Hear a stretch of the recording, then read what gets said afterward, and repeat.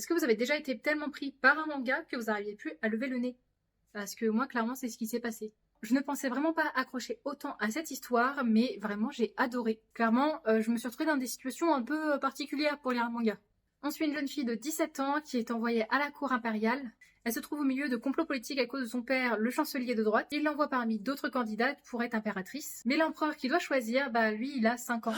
Ouais, vous rêvez pas.